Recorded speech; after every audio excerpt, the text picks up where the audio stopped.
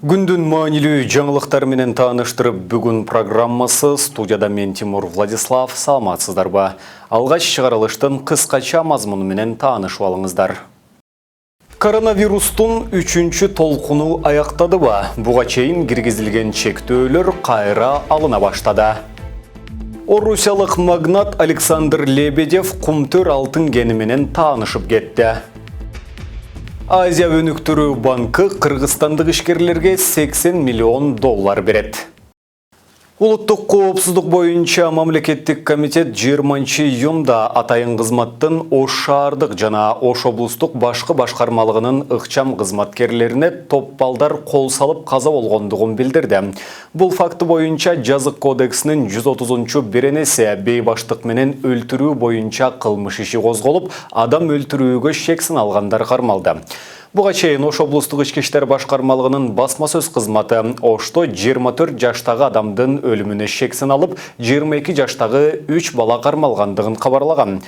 Шектүүлөрдүн бири каза болгон адам менен урушуп кетип, бетке чапканын, ал эсин жоготуп каза болгондугун айткан. Алар спирт ичимдигин ичип отурушкан. Бир катар жалпыга маалымдоо каражаттары каза болгон киши УКМКнын кызматкери экендигин жазышууда. Орусиялык миллиардер банкир, мамлекеттик думанын экс-депутаты жана медиа магнат Александр Лебедев Кыргызстандагы кумтөр алтын кенине келип кетти. Ал Инстаграмдагы жеке баракчасына кендин негизги карьеринен тартылган видеону жарыялап, деңиз деңгээлинен 4000 метрден ашык бийиктикте жайгашкан кен 25 жылдан бери иштетилип, 1 чакырым тереңдикке чейин казылганын жазды. Ошондой эле бул жылдар аралыгында $12 миллиард каражат түшкөндүгүн кошумчалады. Экология жана климат боюнча мамлекеттик комитеттин төрайымы Динара Кутманова Лебедев кумтөргө өткөн аптада баргандыгын Азаттыкка ырастап, анын максатын мындайча түшүндүрдү. Алар кумтөрдө мөңгүлөрдү көрүштү. Мен Давыдов лысый мөңгүлөрү мурда кандай эле, азыр кандай болуп калгандыгын көрсөтүп бердим. Бизде 1995-2008 жылдары мөңгүлөр кандай болгону тууралуу архивдик материалдар бар. Аларды документалдуу түрдө көрсөттүм. Комиссиялардын отчетторун айттым. Ал өзү дагы тартып алды. Биз дагы тарттык деди. Кутманова Лебедевтин кенге келишинде эч кандай бизнес кызыкчылык жок экенин, ал кумтөрдөгү экологиялык абалды эле көргөнү келгендигин белгиледи. Азия өнүктүрүү банкы кыргызстандык ишкерлерге $80 миллион берет. Анын $69,3 миллион жеңилдетилген насыя катары 24 жылга 1% үстөгү менен берилет. Ал эми $10,7 миллион грант. Бул тууралуу бүгүн 21-июнда экономика жана каржы министринин орун басары Мирлан Байгончоков жогорку кеңештин бюджет жана каржы комитетинин жыйынында билдирди.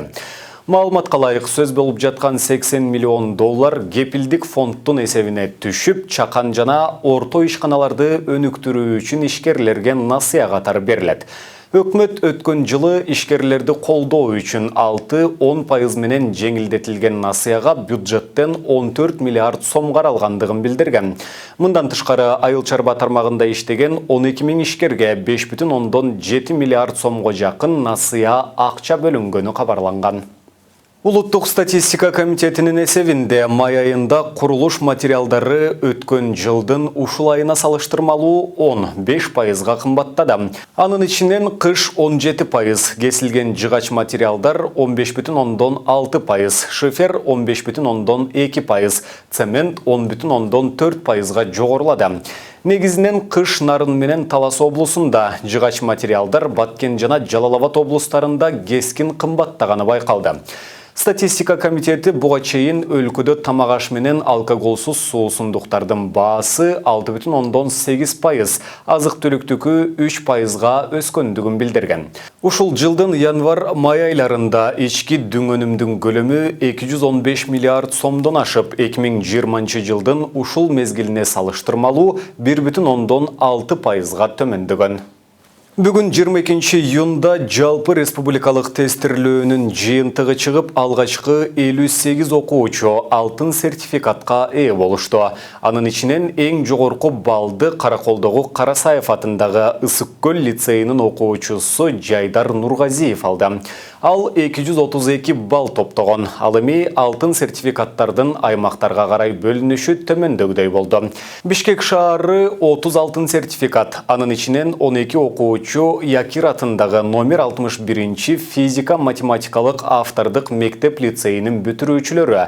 Ысык-Көл облусу 3 алтын сертификат, Баткен облусу 3, Талас облусу 3 алтын сертификат, Ош облусу 3, Ош шаары 2, Нарын облусу 2, Жалал-Абад облусу 2, Чүй облусу 1 алтын сертификат.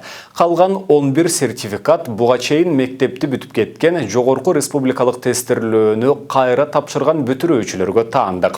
Кошумчалай кетсек, эң жогорку балга ээ болгон Жайдар Нургазиев билим алуусун Гонконг шаардык университетинин социалдык илимдер жаатында улантаарын билдирген.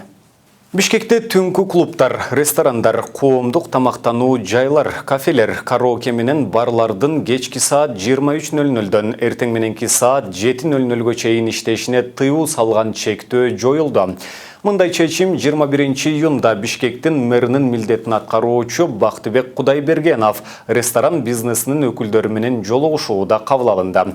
Көңүл ачуучу жана тамактануучу жайлар санитардык эпидемиологиялык эрежелерди сакташы керек жана имараттын жарымына гана баткыдай кардарларды кабыл алышы зарыл. Борбордо коронавируска байланыштуу эпидемиологиялык кырдаал курчуп кеткендиктен 17 июнда айрым чектөөлөр киргизилген.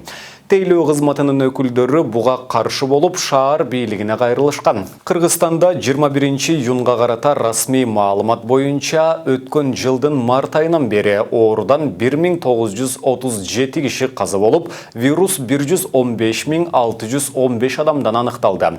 Ал эми 105.410 киши илдеттен сакайда. Мына ушуну менен бүгүнкү берүүбүздү жыйынтыктайбыз. Кийинки эфирлерден амандашканча сак саламатта туруңуздар.